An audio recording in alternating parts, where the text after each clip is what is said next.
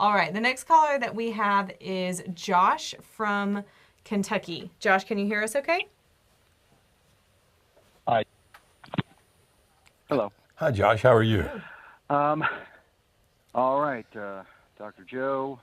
First of all, I need to start off by saying thank you for gifting me the program back in November. It was the week that my wife moved out. You might remember the call because I was buying her a car to keep her safe through the winter. Anyway, I'm only here because of this program. Oh. So thank you. Oh, you're welcome, young man. How can we help you today? Okay, well, it hasn't gone perfectly. One thing that has worked out is that I am her trusted and best friend. Okay. That I feel like we are kind of on the way to rebuilding things, but at the same time, her limerent relationship is over. He has cut things with her, and she is not dealing with it appropriately. Instead, she is choosing to fix her eye on yet another married man with no intention of having any relationship whatsoever, just to anesthetize. I don't know. Seems like she's addicted to unavailable men. I don't know. That's a possibility. This guy is not only married, but already carrying on a relationship outside his marriage. And anyway, it is all within the social circle that she shares with her roommate. And okay, I didn't understand what that meant. Say that one more time for me, please. This guy is within the social circle that she has with her roommate, the person she moved out with. Right. She did not move out with the man. Right. Okay. Okay. So, is there anything I can do to team up with the roommate who is losing her mind over the possibility of this when the roommate isn't supposed to know? Well, when you start doing things, saying? when you start revealing information that other people aren't supposed to know, then typically that works out badly.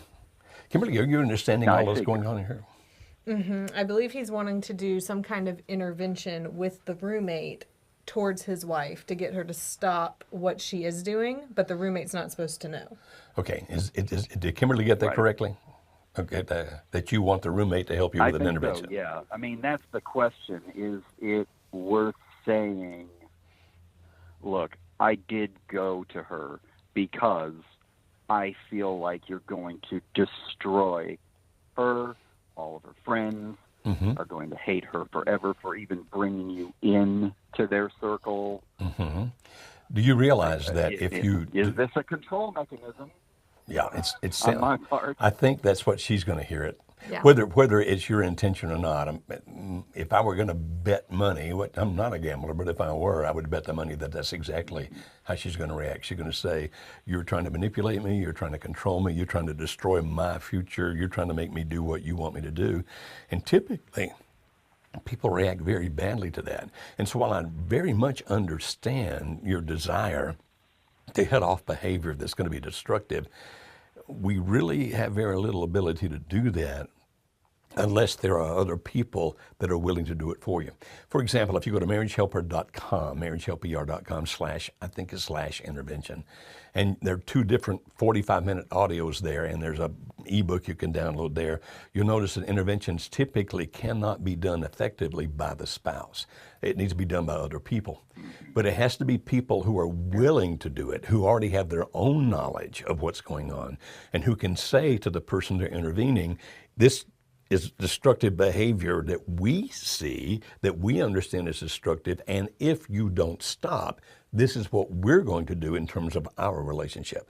Therefore, if it's somebody who doesn't matter to them, it won't work.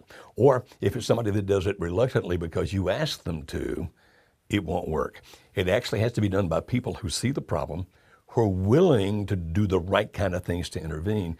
And it does not sound to me like this is a situation where that's going to work. Now, I'm not God. I don't know everything. But it sounds to me like this would Well, backfire you.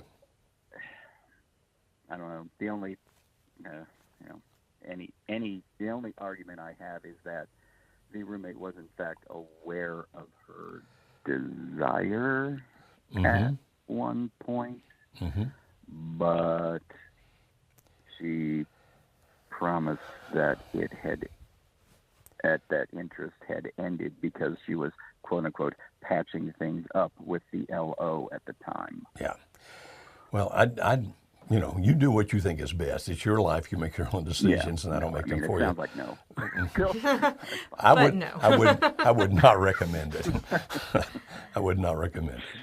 Well, yeah, I don't know if in the meantime I ought to continue to just let our relationship blossom because we spend, I don't know, every weekend together, and that's a good thing, my friend. Sometimes, even though it's very difficult for the patients, for the first time over the weekend as well. It sounds like things are going in the right direction.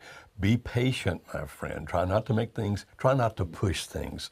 But it sounds to me like gradually you're going in the right direction. So if you can be patient and calm, in my opinion, that's what's going to work for you best. Now, again, it's your life and your choice, but it's what sounds right to me, my friend. Right. Okay? I don't know. Yeah, I mean, you're definitely the only voice telling me to hang in there. Okay. Well, hang in there. Okay? Voice of reason. Hang in there. All right. Take care, my friend. Thank you, Josh. Bye-bye. We can understand, Kimberly, that people get impatient and they think, well, maybe if I do this, that'll speed it up. Maybe if I do that, some great thing will happen. But typically when we operate out of those kinds of motivations, we don't think clearly. No.